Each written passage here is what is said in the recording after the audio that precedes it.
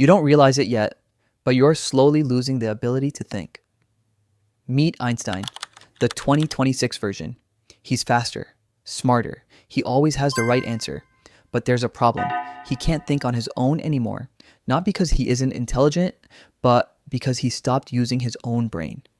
It didn't start like this. Before AI, Einstein was different. He wasn't a genius, but he could sit with a problem. He would think, get stuck, and struggle until he figured it out. It was slow, it was messy, but it was his thinking. Then AI came. At first, he used it for the big things: complex code, research, strategy. It saved time, it gave him clarity, but your brain is a muscle, and Einstein was keeping his in a wheelchair. He started using it for the small things: what to reply to a friend, how to phrase a simple email, what decision to make for dinner. Little by little, he stopped thinking first. He started asking first, and that small shift changed everything, because your brain learns from what you do, and Einstein's brain learned a dangerous lesson. Why struggle when the answer is already there? This is the trap. AI gives you borrowed intelligence. Your words improve, your sentences look professional, your explanations sound brilliant. You start believing you know more than you actually do. But your understanding, that isn't growing. You're just wearing a mask of brilliance while the mind underneath is atrophying.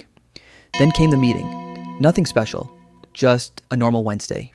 His manager looked at him and asked a simple, unexpected question. No time to check ChatGPT, no time to generate an insight, to just him and the silence. For the first time in years, Einstein went blank.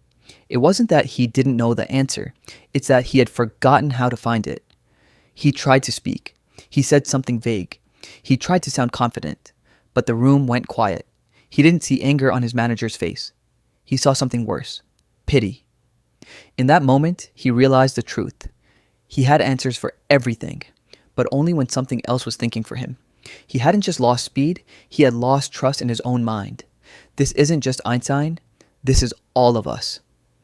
Moving forward, there will be two types of people. The first type asks, copies, and moves on. They look smart, but they are completely dependent. If the screen goes dark, they disappear. The second type has the human edge. They think first. They struggle. They get messy.